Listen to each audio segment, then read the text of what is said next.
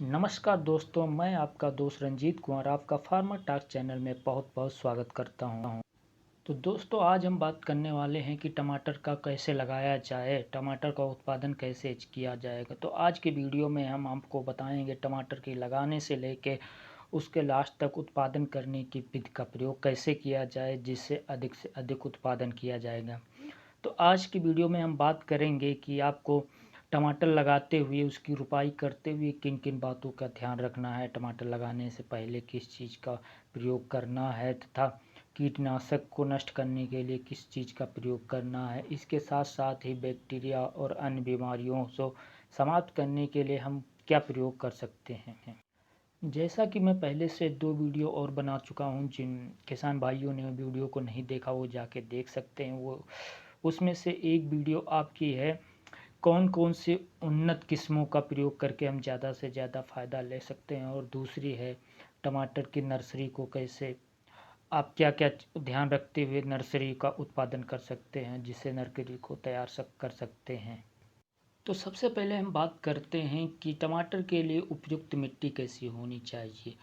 तो आप टमाटर की खेती सभी प्रकार की मिट्टियों में कर सकते हैं, बस आपको एक बात का ध्यान रखना है कि आपका खेत या मिट्टी ऐसी होनी चाहिए जिसमें बरसात का पानी ना भरे, क्योंकि बरसात का पानी भरने से टमाटर जो होता है आपका सड़ जाता है और उसे ज़्यादा से ज़्यादा नुकसान होता है। हम दूसरी बात करते हैं टेम्परेचर, तापमान। तो आपका टेम्परेचर वही 15 से 35 डिग्री के आसपास होना चाहिए। 15 से 35 डिग्री के आसपास में उत्पादन ज़्यादा होता है। अदर में उत्पादन होता है मगर उतना नहीं होता है। अब हम बात करते हैं कि खेत को कैसे तैयार करें। तो आपको खेत को 2 से 3 बार जुताई करके उसे भुरभुरा कर लेना है, मतलब उसकी हर एक मिट्टी फूट जानी चाहिए। उसके बाद में आपको क्या करना है, आपको उसमें 4 से 5 बोरी एनपीके, अगर आपके पास एनपीके नहीं है तो आप उसमें 3 से 4 बोरी डीएपी प्रति एकड़ के हिसाब से प्रयोग कर सकते हैं। जिससे क्या होगा, आपको जैसे ही पेड़ की रुपाई करेंगे वो आसानी से जड़ करके ग्रोथ करेगा। और दूसरी चीज़ का ध्यान रखना है कि आपको जो मिट्टी में होते हैं कीटनाशक कीड़े होते हैं, आज का फंगीसाइड होते हैं, उनके लिए नष्ट करने के लिए आप गंधक का प्रयोग कर सकते हैं। 5 केजी गंधक का प्रयोग कर सकते हैं। अब खाद और गंधक को मिलाने के बाद में आपको क्या करना है, आपको उसको खेत को समतल कर लेना है। आपका जब खेत बिल्कुल समतल हो जाए तो आप उस टमाटर की 2 प्रकार से रुपाई कर सकते हैं। एक आपका होता है साधारण बीज से, जो हम लोग साधारण बीज से खेती करते हैं, और एक आपकी जो होती है उन्नत बीज से, जिसमें हम बेड का प्रयोग करते हैं। तो आज हम बात करेंगे, दोनों प्रकार से बात करेंगे कि आप किस प्रकार से खेती कर सकते हैं। अगर आप साधारण प्रकार से खेती कर सकते हैं तो आपको एक चीज़ का सबसे ज़रूरी ध्यान रखना है कि आपको खेत जो है उसमें नाले बना लेने हैं। आपको नाले बनाने वही हैं 3 से 4 फुट के बीच में गैप करके आपको नाले बनाने हैं। नाले से नाली की दूरी 3 से 4 फुट होनी चाहिए। नाले बनाने से क्या होगा कि जैसे अगर आप यूपी, बिहार, पश्चिम बंगाल, झारखंड, जिस भी राज्य से हैं, वहाँ क्या होता है, अगर बरसात अक्सर होती रहती है। पिछली बार जैसे देखा गया ठंडी के टाइम में बरसात हो गई, बिन मौसम बरसात होती रहती, तो उसमें क्या होता है, आपका जो पेड़ होता है वो गल जाता है।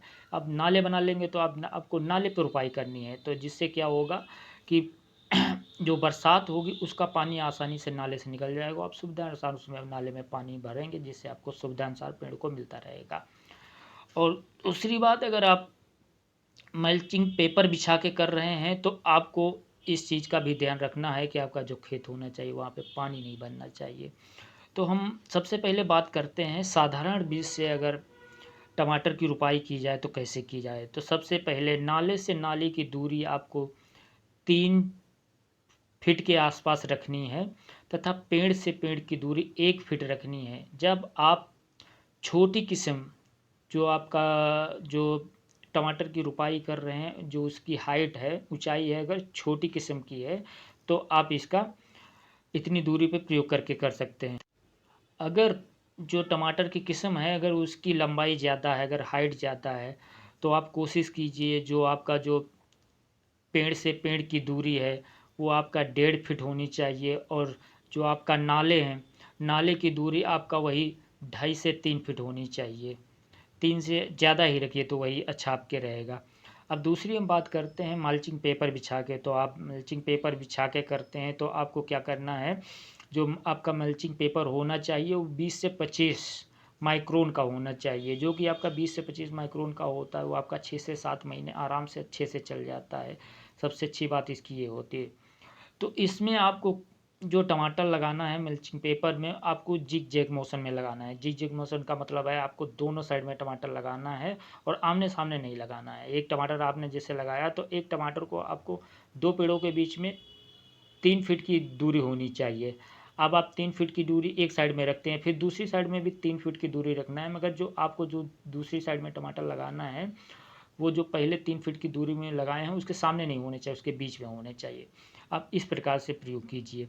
और आपकी नाले से नाले की दूरी है वो भी आपको 3 फीट होनी चाहिए। 3 फीट के होने से ये फ़ायदा है कि आपका जैसे आप आसानी से आ जा सकते हैं। ये तो बात हो गई आपको पेड़ को कितनी दूरी रखना और नाले की कितनी दूरी रखना है। और दूसरी ध्यान रखना है आप लोगों को कि आप जो पेड़ लगा रहे हैं तो आपको किस टाइम लगाना है। किस टाइम का मतलब ये है कि हमारा आपको अक्सर क्या होता है गर्मियों में हम लग जाते हैं सुबह लगा देते हैं तो आपका पेड़ सूखने के चांस ज़्यादा रहते हैं, आपको शाम को लगाइए।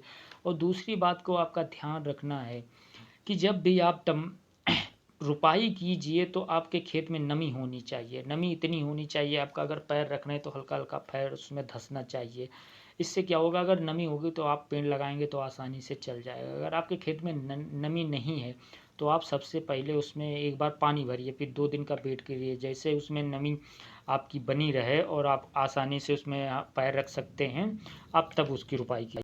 जैसे ही आपका पेड़ 4 से 5 का दिन का हो जा रहा है, आपको सबसे पहले ध्यान देना है, आपको उसको सबसे पहले ड्रेंचिंग करनी है। तो ड्रेंचिंग के लिए आप 1 kg NPK घोल वाली 50 ग्राम फंगीसाइड ले लें। उसके बाद में आप उसकी ड्रेंचिंग कीजिए। जो किसान भाई साधारण बीज से लगा रहे हो आप मशीन से भी उसकी ड्रेंचिंग कर सकते हैं। ड्रेंचिंग करने से क्या होगा, जो आपका पेड़ होगा आसानी से उसमें जो फंगीसाइड होगा वो आपका ख़त्म हो जाएगा और आपका पेड़ ग्रोथ कर जाएगा। अब हम बात करते हैं कि आपकी रुपाई होने के बाद में जैसे ही आपका पेड़ 10 से 15 दिन का होगा तो आपको सबसे 10 से 15 दिन के पेड़ होने के बाद से ही आपको खेत की बंधाई करनी बहुत ज़रूरी है पेड़ की। तो बंधाई के लिए आप क्या प्रयोग कर सकते हैं, आप एक साधारण बीज से अगर लगा रहे हैं तो आपको क्या करना है, आप बांस ले सकते हैं या फिर लकड़ी ले सकते हैं। आप उसको 5 से 6 फीट पे गाड़िएगा और आपकी जो उसकी बांस की ऊंचाई होनी चाहिए वो भी 6 से 7 फीट होनी चाहिए। क्योंकि आपको जो टमाटर की बंधाई करनी होगी आपको 2 लेयर में करनी होती है। आपको 2 लेयर में करनी होती तो आपको दो बार तार लगाने पड़ेंगे। आप जो पहला तार लगाएंगे वही आपको 3 फीट के पे लगाएंगे, दूसरा जो तार लगाएंगे 5 फीट के लगाएंगे। तो इसलिए 6 से 7 फीट का आपका जो बांस और लकड़ी होना चाहिए। अब हम बात करते हैं उसमें तार।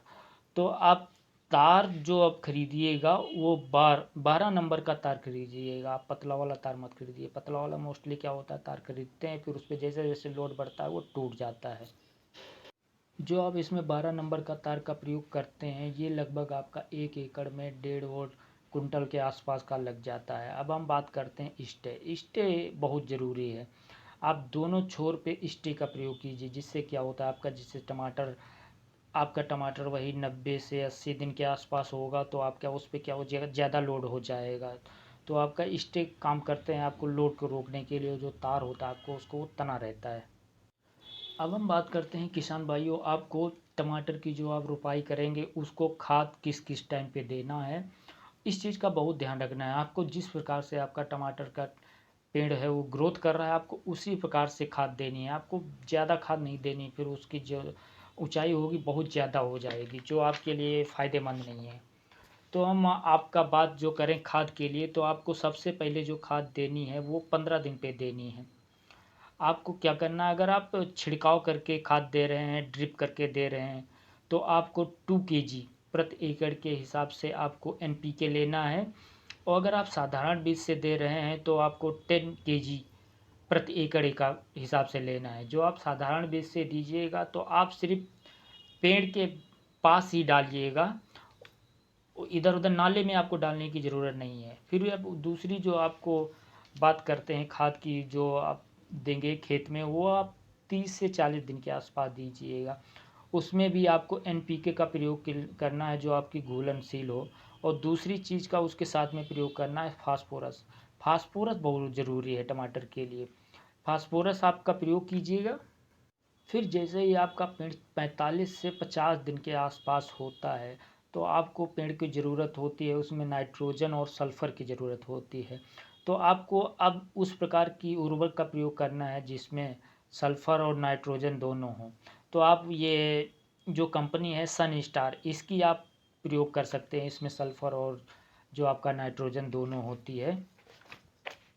अब किसान भाइयों, जैसे ही आपका पेड़ 70 से 80 दिन पे हो जाता है तो आपको पहले ये देखना है कि आपका जो पेड़ है वो ग्रोथ कर रहा है कि नहीं कर रहा है। अगर आपका पेड़ ग्रोथ नहीं कर रहा है, आपको लग रहा है नहीं आपको पेड़ को ज़्यादा और ग्रोथ करनी चाहिए, तो आप जिंक युक्त खाद का प्रयोग कीजिए, जिसमें से आप 5 kg यूरिया प्लस 5 आपको बोरान का यूज करना है, जो कि आपका बोरान 1 kg होना चाहिए। तो आप इसमें ड्रिप के अनुसार या फिर आप अगर साधारण बीज से कर रहे हैं तो जड़ों के आसपास आपको ड्रिप करना है। तो आप 5 kg इसमें यूरिया और 1 kg बोरान का प्रयोग करके स्प्रे कीजिए। ये तो किसान भाइयों बात हो गई आपका खाद का प्रयोग कब करना है और उर्वरक का प्रयोग कर कब करना है। अब हमें सबसे पहले ध्यान देना है, आपको सावधानी जो बरतनी है उसमें है आपका, आपने कभी कभी देखा होगा आपकी जो पत्तियों को खाने वाले जो कीटनाशक होते हैं, जो कीड़े होते हैं या फंगस होते हैं, आप उसको सबसे पहले ध्यान दीजिए। नहीं तो आपको क्या होगा, पत्तियों को चूस चूस के आपको जो पेड़ होगा उसको सुखा डालता है। तो आप इसके लिए प्रयोग कर सकते हैं जो सिजेंडा कंपनी की है मिसाइल जो आती है, आप उसका प्रयोग कीजिए। 70 ग्राम प्रति एकड़ के हिसाब से आप घोल बना लीजिए और पत्तियों पे छिड़काव कीजिए। अब हम किसान भाइयों बात करने वाले हैं ऐसी बीमारी का जो हर एक लगभग खेत में आती है। अगर आप टमाटर लगाते हैं तो आप उसका सामना करनी पड़ती है समस्या का, तो जिसे हम कहते हैं लेट ब्लाइट या अर्ली ब्लाइट। ये जो समस्या है बहुत ही खतरनाक समस्या है, इसमें पता नहीं चलता है आपका खेत खड़े खड़े सूख जाता है।